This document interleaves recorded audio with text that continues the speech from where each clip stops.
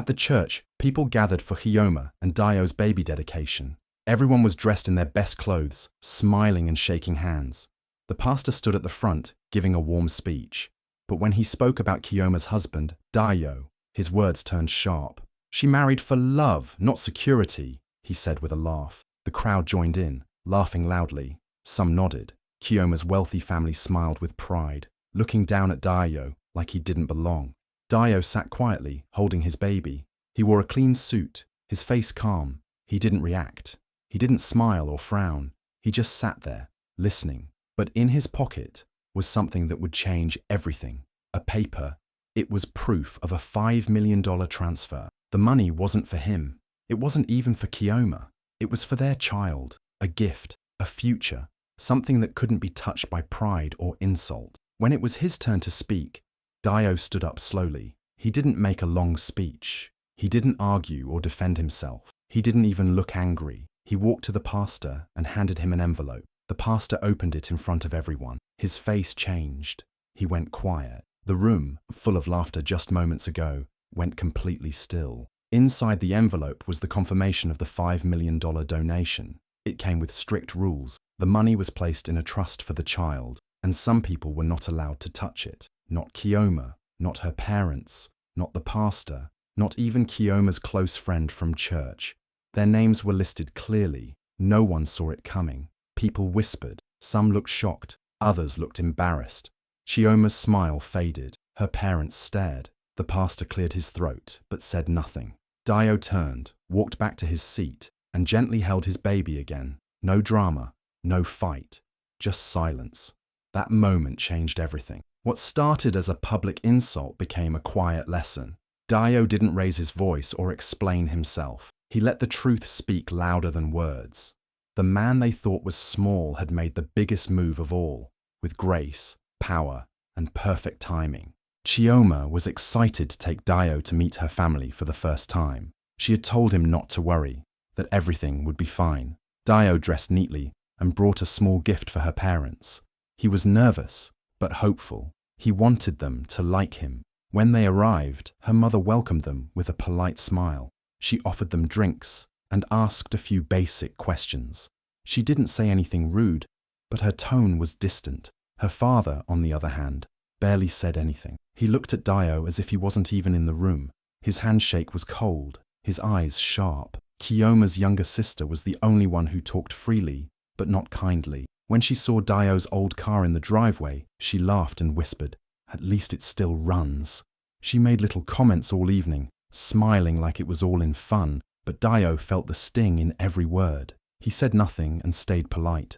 At dinner, they all sat at a long table. The food was fancy, the kind you see in magazines. The room was quiet except for forks and glasses. Then Chioma's mother looked up and said, "Remember when you were dating that nice boy from Harvard? Such a smart one. What was his name again?" She smiled, pretending it was just a joke. Chioma gave her a quick look, but her mum just kept eating like she had done nothing wrong.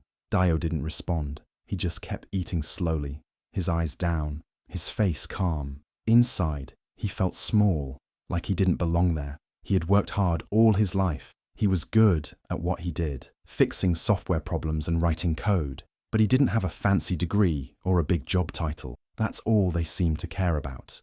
After dinner, Chioma and Dayo left. The ride home was quiet at first. Then Chioma said, "They'll come around. Just give it time." But her voice didn't sound sure. She looked out the window, her smile weak. Dayo didn't say anything. He just nodded. He had hoped her family would see the kind of man he was. Kind, hard-working, loyal. But all they saw was someone who wasn't rich, someone without a big name. That night, something shifted. A small crack formed in their relationship. Not between Dayo and Chioma, not yet, but in the dream that love would be enough. Dayo still believed in their future. He still loved her deeply, but he now understood something painful. Her world was different from his. And even though she loved him, he wasn't sure if love alone could protect them from the people who looked at him and thought, "He's not one of us." She wanted to grow in faith, so she joined a women's prayer group at church. It looked peaceful from the outside, a place for prayer, support, and sisterhood. But as the weeks passed, it became clear that most of the meetings were not really about prayer. The women spent more time talking about their husband. their homes, and other people's lives than reading scripture. One woman, confident and outspoken, quickly drew close to her. Every week, this woman sat beside her and whispered things that sounded like concern but felt sharp. She would ask, "What does your husband even bring to the table?" She would smile after saying it, as if it were a joke, but it wasn't. It left a mark. At first, she defended him. She said he was kind and helpful. She told them how he washed her car every Saturday, how he cooked when she came home late from work. But the women didn't seem impressed. They gave her looks that said, "You deserve more." Over time, the words got to her. Each week, she opened up more. She talked about how he didn't have a college degree, how her family didn't respect him, how he was always working on some side project on his computer, but it didn't make any real money yet. The women nodded and made quiet comments that planted doubt in her heart. She started to feel ashamed, not of him, but of how her life looked compared to theirs. They talked about vacations, promotions, new homes. She talked about small things, kindness, patience, simple love. It began to feel small, even though it once felt like enough. The quiet anger grew. She no longer saw him the same way. The little things he did, washing the dishes, ironing her clothes, packing her lunch, started to feel like nothing. She wondered if she had settled, if love had blinded her to what she truly deserved. She went to the prayer group every week, but instead of peace, she left with more questions and more complaints. At home, she stopped talking to him the same way. Her words were shorter. Her smile faded more quickly. He noticed the change, but didn't know why. In her heart, she began to believe the worst thing, that he was holding her back, not because of anything he did, but because of what others made her feel. The seeds had been planted, and slowly they started to grow. Each night, after she went to bed, he stayed up in the small room they called an office.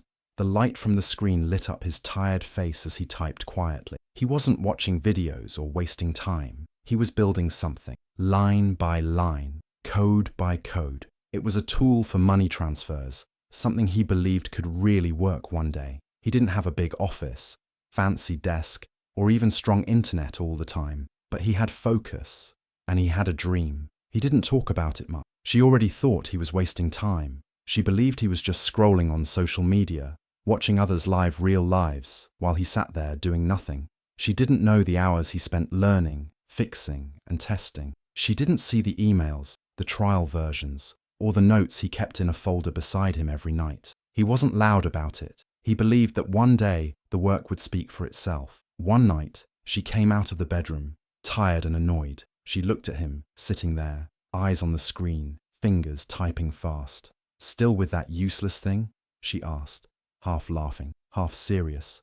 The words hit him hard, but he didn't show it. He didn't argue. He didn't explain. He just slowly closed the laptop, looked at her once, then looked down. She walked away without thinking much. She had said it like a joke, but deep inside, she meant it. To her, it wasn't real work. It didn't bring in money.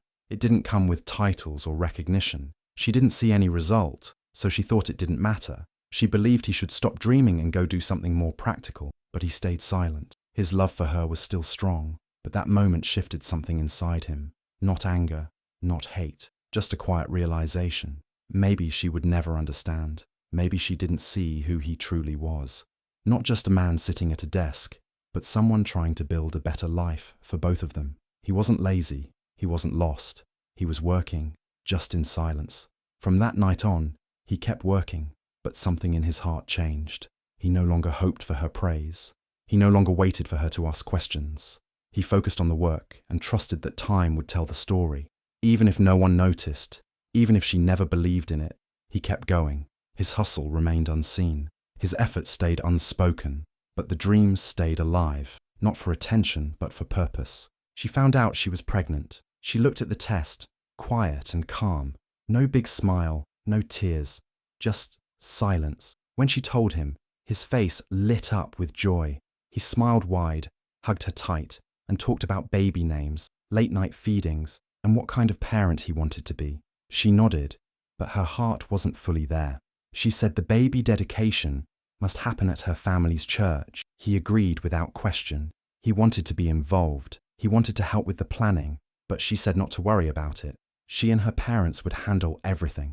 Secretly, she and her mother were planning a big party, full of decorations, food, photographers, and important guests. It was more of a show than a celebration. When he offered to help pay for the reception, she laughed. "With what?" "Monopoly money," she said. He paused, embarrassed. He didn't say anything, just looked away. He wanted to do more, but he wasn't given the chance. Her mother whispered in her ear one day, "You need to protect yourself. Think smart." She took her to see a lawyer. Papers were drawn up. A prenup, terms, conditions, rules, everything hidden under the excuse of just in case. It wasn't about love anymore. It was about control, about power, about future money. He had no idea. He still rubbed her feet when they hurt. He still made her soup when she was tired. He still worked late into the night, building something he hoped would give their child a better life. But while he built dreams, she and her mother built walls. She didn't hate him, but she didn't trust him either. Not enough, not fully. She thought she was being careful, wise, even strong. But she never stopped to ask herself what that might cost. He remained excited, talking to the baby through her belly, smiling at every small kick. He thought they were growing closer. He believed this child would bring them together in a new way. But under the surface, something was shifting. Plans were being made that he knew nothing about. And while he looked forward with hope, she looked ahead with caution and a contract. One afternoon, his phone rang. It was a number he didn't know. When he picked up, it was a man he had met many months ago at a tech event. They had spoken about ideas, business, and his project. Now, the man was ready to invest. He believed in the idea. The deal went through. Money was sent. The project became real. He didn't shout or celebrate. He didn't tell anyone, not even her. He just smiled quietly and got to work. With the first payment, he opened a trust fund in the name of his unborn child. He didn't want luxury or fame. He wanted security for the baby. The money would grow over time. It was safe, legal, and smart. But he added something extra, a rule written clearly in the papers. If the child's mother ever acted against the child's interest or broke the trust in any way, she would be removed from all access. It wasn't done out of hate. It was done out of protection. He didn't speak about it. He didn't argue or accuse. He had seen the way she changed, the silence, the cold looks, the private meetings with her mother. He knew things were being planned behind his back, but he didn't react. He just took careful steps, one after the other. Each night he kept working. He met with lawyers. He read everything twice. He made sure no one could touch the child's money without his approval. He didn't want revenge. He wanted safety, peace, a future where his child would never be used as a tool in anyone's game. At home, he stayed the same. He still cooked, still smiled, still rubbed her feet when she was tired. But inside, he had changed. Not in anger, in clarity. He no longer waited for her support. He no longer needed her to believe in him. He believed in himself, and that was enough. She thought he was still wasting time in that small office. She didn't ask questions. She didn't know he was building something strong, something that would stand long after lies and games faded away. He moved in silence. No noise, no drama, only plans. Deep, careful, and powerful. The church was full that morning. People came dressed in bright clothes, smiling, laughing, greeting each other. Music played softly as everyone found their seats. The air felt heavy with excitement and pride. She walked in wearing gold lace, shining like a star. Her hair was perfect, her makeup flawless. Her family sat proudly in the front rows, smiling for pictures and waving to others. They looked like they owned the place. He came in quietly, holding the baby in his arms. He was dressed well, but no one noticed. He sat on the far left, away from the center, almost as if he didn't belong. People looked past him. Even the pastor didn't greet him when he walked by. The service began. Pastor Jide stood tall and started to speak. He gave a long sermon, talking about strength and faith, but his words slowly changed. He spoke of women who lead their homes with wisdom and power. He laughed and said, "Some men are lucky to be guided by mighty women." The crowd laughed with him. She smiled. Her eyes sparkled with attention. Sister Tola, sitting near her, gave a little smirk, as if to say, "We did it." Her mother nodded proudly. Everyone was watching her, praising her. No one looked at him, but he didn't flinch. He held the baby close, looking straight ahead. His face was calm, his hands steady. His silence was strong, not from fear, not from pain, from control, from patience. He had been waiting for this day, but not just for the ceremony. As the pastor spoke, he kept his eyes on the front. His heart didn't race. His mind didn't wander. He had made peace with this moment long ago. Let them laugh. Let them ignore. Let them believe he was weak. He knew something they didn't. He didn't need to stand up or speak loudly. His power was not in his voice, but in his choices. He looked at the baby, sleeping softly in his arms, and smiled. That was all that mattered. Let them enjoy the spotlight. Let them feel they won. He was quiet now, but silence doesn't mean surrender. Sometimes silence is just the sound of something greater coming. The pastor called him to come forward. He stood up slowly, holding the baby in one arm and an envelope in the other. He walked to the front of the church without saying a word. Everyone watched, curious. Some still ignored him, thinking he had nothing to offer. The room was quiet, waiting for him to speak. But he didn't give a long speech. He didn't raise his voice or show any anger. He simply handed the envelope to the pastor. The pastor looked confused, but opened it. Inside was a document. It showed proof of a $5 million donation, a gift placed in a trust fund for the baby. It was official, signed, and already processed. The pastor's hands shook a little as he read it. Then he saw the condition written clearly. This money was for the child's future only. No one else could touch it. No one could use it for church events, family matters, or personal gain. There was a list of names printed in bold letters. These people were not allowed to receive any benefit from the fund. Not now, not ever. The names included the pastor himself, the baby's mother, her parents, and the woman from the prayer group. The room froze. The laughter stopped. The smiles faded. Everyone looked around, unsure of what to say. The same people who had whispered behind his back, laughed at him, and pushed him aside were now silent. Their names were on the paper. They were cut off from the money they thought they might control. The pastor tried to speak, but no words came. The baby's mother stared at the envelope, shocked. Her mother looked away. Her friend frowned, angry but helpless. No one expected this. He turned around, still calm, still quiet. He didn't explain himself. He didn't wait for thanks. He walked back to his seat, gently rocking the baby in his arms. His steps were slow, steady, full of purpose. People whispered, but no one spoke loudly. The truth had landed like a heavy stone, not through shouting, but through action. He had changed the entire room without saying more than a few words. Sometimes power doesn't need a voice, it only needs timing. And now, everyone understood who really held it. After the church service, everything changed. People began to whisper, not with laughter, but with shock. News spread fast. Messages started leaking online. Screenshots came out. Private group chats where she laughed at him, calling him useless and small. She and her friends joked about his clothes, his dreams, and how he would never make it. People were surprised. They had seen her smile beside him, acting proud. Now they saw the truth. The same people who praised her at the dedication were now reading her private words. Some felt embarrassed. Some felt fooled. Then came the voice recordings. In one, her friend from the prayer group was heard saying, "Just secure the bag. Be smart. You don't need to love him. Just make sure the money is yours." The voice was clear. It spread fast on social media. People shared it, commented on it, and judged. She tried to explain. She posted online, saying things were taken out of context. She cried in short videos, telling her side, but no one was listening anymore. People had already made up their minds. The truth felt louder than her tears. He stayed silent. He didn't speak to the media. He didn't post anything, but his actions were loud. He hired top lawyers and filed for full custody of the baby. His lawyers were sharp, fast, and serious. They had everything they needed: proof, witnesses, even the trust fund records. She tried to fight back, but she wasn't ready. Her image was already broken. The story had turned against her. People she thought would support her now stayed quiet or turned away. Even her own family stopped talking to the press. Then came the final blow. A security camera video leaked.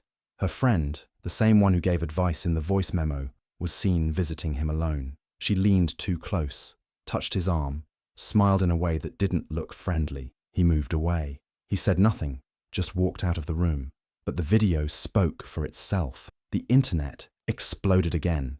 People asked questions. They shared the clip again and again. Now, it wasn't just about one woman being exposed. It was about how far some people would go for control, power, and money. Through it all, he didn't shout. He didn't get revenge. He just took the right steps. Quiet, focused. And when the dust settled, it was clear who had truly won. Months passed. Life became quiet again. He now lived in Houston with his child. Their home was small but full of peace. He took morning walks with the stroller, cooked meals, and smiled more. There was no noise, no drama, just love and calm days. The child laughed a lot. He read books at night, played soft music, and kept working on his project. Things were going well. The trust fund stayed safe, growing slowly. He didn't look back. He didn't speak badly of anyone. He just moved forward. Far away, things were different. She was no longer in the spotlight. The attention had faded. The stories about her had changed. Once, people praised her beauty and charm. Now, they whispered behind her back. The same pages that had celebrated her now called her careless and greedy. She had moved back into her mother's house. Her friends didn't visit much anymore. No job, no income, just long days filled with silence.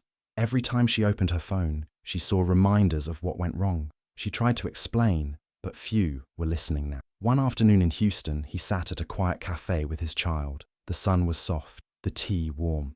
A man from across the room looked at him for a while, then walked over. "Hey," the man said, "you're the guy from that church video, right?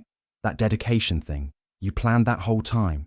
He didn't answer right away. He looked at his child, then took a small sip of tea. Calm, no rush. Then he smiled, not proud, not bitter, just simple. "You don't teach people lessons," he said softly. "You let them teach themselves." The man nodded, then walked away. There were no loud words, no anger, just quiet truth. He went back to his tea, gently rocking the stroller with one foot. His phone buzzed with a message from a new investor. More good news, but he didn't rush to reply. He had time. His child yawned, eyes closing slowly. The world had turned upside down before. Now it had settled. He didn't need revenge or noise. He had peace, and that, at last, was enough. Do you think he did the right thing by staying quiet and walking away? Or should he have given them one more chance to change? Let me know what you think in the comments. I'd love to hear your opinion. And if you want more stories like this, don't forget to subscribe and hit the notification bell so you never miss a new one.